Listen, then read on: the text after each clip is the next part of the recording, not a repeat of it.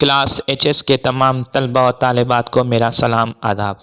बच्चों, आपका मेरे चैनल तौफीक स्टडी जोन में स्वागत है, खैर मकदम है, खुश आमदीद है, मोस्ट वेलकम है। आज मैं आपके सामने आप लोग के लिए West Bengal council of higher secondary education class 12 subject Urdu के तमाम मुमकिन सवालात जवाबात लेकर हाजिर हुआ हूँ। Subjective questions part 4। तो आइए बिना देर किए शुरुआत करते हैं। Let's start now. ये बहुत ही इम्पोर्टेंट क्वेश्चंस हैं जो इम्तहान में पूछे जा सकते हैं, मुमकिन सवालात हैं। तो आइए बिना देर किए शुरुआत करते हैं। Let's start now. पहला सवाल आपके स्क्रीन पर ये रहा। कमाल अहमद की ड्रामा निगारी से अपनी वाकफियत का इजहार कीजिए। कमाल अहमद जो एक ड्रामा निगार थे, उनकी ड्रामा निगारी से अपनी वाकफियत का इजहार कीजिए। ये 5 नंबर का सवाल है, उसका जवाब मैं आपके स्क्रीन पर ये रहा। तो आइए शुरुआत करते हैं। सरज़मीन बंगाल में खून जिगर से उर्दू थिएटर की परवरिश करने वाले ड्रामा निगारों में एक रोशन नाम कमाल अहमद का है। कमाल अहमद की ज़िंदगी का एक बड़ा हिस्सा गेसवे थिएटर को संवारने में गुजरा है। वह स्टेज को बरतने आए हैं, इसलिए ड्रामा की ज़बान से बखूबी वाकिफ़ हैं। यही वजह है कि उनके ड्रामों में स्टेज की ज़रूरियात, तकनीक और फ़नी लवाज़िमात की पासदारी का हुनर साफ झलकता है। उर्दू में अदबी ड्रामा लिखने की रवायत आम है। इस पस मंज़र कमाल अहमद की जानिब से स्टेज ड्रामा लिखने की काविश काबिल तारीफ़ कारनामा है। कमाल अहमद के सफ़र ड्रामा के इब्तदाई दौर में ही अनीस रफ़ी ने इस जानिब इशारा किया था। कमाल अहमद के ड्रामे बावर करते हैं कि उन्हें स्टेज क्राफ्ट की खासी जानकारी हासिल है। कम अज़ कम यक बॉबी ड्रामा लिखने में ज़बरदस्त इनफरादियत हासिल होने की तवक्को है। कमाल अहमद के ड्रामों में तंज़ की काट ज़बरदस्त होती है। वह तंज़ के तीर बरसाने में कभी नहीं चूकते, साथ ही विट एंड आयरनी से भी बेमिसाल काम लेते हैं। लेकिन तंज़ में तीखापन अपनी जगह बदस्तूर कायम रहता है। तो ये जो है कमाल अहमद की ड्रामा निगारी की वाक़ई जो हमने आपके सामने पेश किया, ये 5 नंबर का है जो आप बहुत बड़ी आसानी से लिख सकते हैं। इसको एक बार मैं आपको फिर रिपीट कर देता हूँ। 5 नंबर का जवाब जो है आपको कम से कम अज़ कम जो है 15 सत्र में होना चाहिए। 15 सत्र में, 15 सत्र का मतलब 15 लाइन। ये जो है एक लाइन है, इस तरह के 15 लाइन होना चाहिए आपको 5 नंबर का जो जवाब लिखना है। उसके बाद देखिए, दर्जन में से किसी एक किरदार पर नोट लिखिए। 2 किरदार दिए हैं, किसी एक पे किरदार पे आपको नोट लिखना है। तो ये दूसरा किरदार है, वो लीडर नहीं बल्कि सिंदबाद। क्या है? सिंदबाद। एक है हातिम ताई और दूसरा है सिंदबाद। क्या है? दूसरा है आपका सिंदबाद। ठीक है।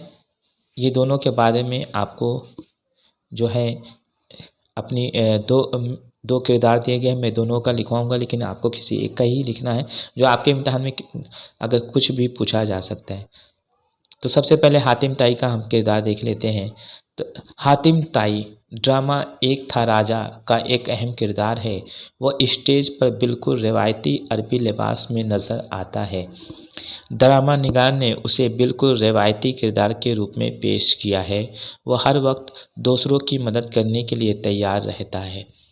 भूखों को खिलाना, नंगों को कपड़ा पहनाना उसका शिवा है, लेकिन उसकी यही नेकी हुकूमत वक्त की नज़र में जुर्म बन जाती है। पुराने ज़माने में बादशाहत थी तो बादशाह नौफिल हातिम की सखावत से खफा हुआ था, लेकिन जदीद फलाई जमहूरी रियासत में भी उसकी कोई कदर नहीं। ड्रामा निगार ने उसके किरदार की मदद से जमहूरियत का मजाक उड़ाया है, लेकिन उसका किरदार बिल्कुल सपाट है। तो ये 5 नंबर के जवाब थे जो मैंने आपके एक किरदार को पेश किया, जो आप देख सकते हैं।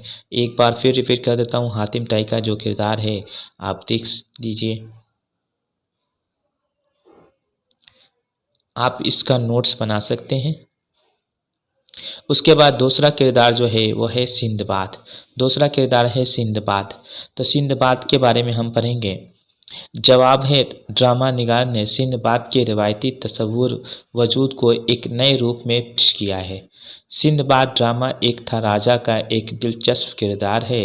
वह गैर मुल्की एजेंट और एक बड़ी कुव्वत अमेरिका का नुमाइंदा बनकर स्टेज पर आता है। वो एक फ़याल किरदार है, यानी इसका मतलब है कि सिंदबाद जो है ड्रामा एक था राजा का बहुत ही मुतहर्रिक और फ़याल किरदार है। ड्रामा में तसादुम और कशमकश पैदा करने में उसका बहुत बड़ा रोल है। यानी ड्रामे में तसादुम माने टकराव, तसादुम के मतलब टकराव, लड़ाई झगड़ा, और कशमकश माने ये हो सकता है नहीं हो सकता है, ये कशमकश पैदा करने में उसका बहुत बड़ा रोल है, माने किरदार है। वो बहुत ही खुले लहजे में वज़ीर को चैलेंज करता है, क्योंकि वह बखूबी जानता है कि राजा उसे सज़ा देने की सलाहियत नहीं रखता। वो एक एरोगेंट, लेकिन एरोगेंट कहते हैं जो घमंडी टाइप पे होता है, रूडली टाइप पे होता है, उसको कहते हैं एरोगेंट। वो एक एरोगेंट लेकिन फ्लैट कैरेक्टर है। शुरू से फ्लैट माने हमार कैरेक्टर माने सीधा साधा कैरेक्टर होता है। शुरू से आखिर तक उसमें कोई तब्दीली दिखाई नहीं देती। सर्द जंग 1950 से 1990 के ज़माने में अमेरिका और रूस के एजेंट किसी तरह गरीब मुल्कों के रहनुमाओं को ख़रीदने की कोशिश करते थे। सिंदबाद उसकी मिसाल है। उस तरह वह एक पीरियड कैरेक्टर है। तो सिंदबाद का किरदार जो हमने आपके सामने पेश किया, एक बार और उसको पेश कर देते हैं। सिंदबाद ड्रामा निगार ने सिंदबाद के रिवायती तस्वुर वजूद को एक नए रूप में पेश किया है। तस्वुर के मतलब होता है ख़यालात, मैंने उसके ख़याल को पेश किया। वह सिंदबाद ड्रामा एक था राजा का एक दिलचस्प किरदार है। वह गैर मुल्की एजेंट और एक बड़ी कुव्वत अमेरिका का नुमाइंदा बनकर स्टेज पर आता है। वह एक फ़याल किरदार है। ड्रामा में तसादुम और कशमकश पैदा करने में उसका बहुत बड़ा रोल है। वह बहुत ही खुले लहजे में वज़ीर को चैलेंज करता है, क्योंकि वह बखूबी जानता है कि राजा उसे सज़ा देने की सलाहियत नहीं रखता। वह एक एरोगेंट है लेकिन फ्लैट कैरेक्टर है, लेकिन शुरू से आखिर तक उसमें कोई तब्दीली दिखाई नहीं देती।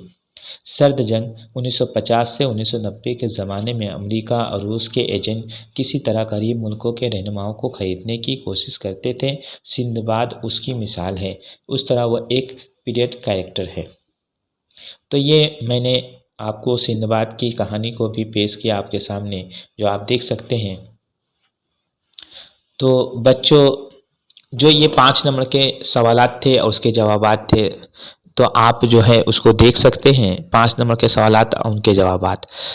तो आपके 5 नंबर का जो सवाल है उसका जवाब आपको 15 सत्र में लिखना है, और जो 10 नंबर का सवाल है उसका जवाब आपको 30 सत्र में लिखना है, 30 लाइन्स में लिखना है।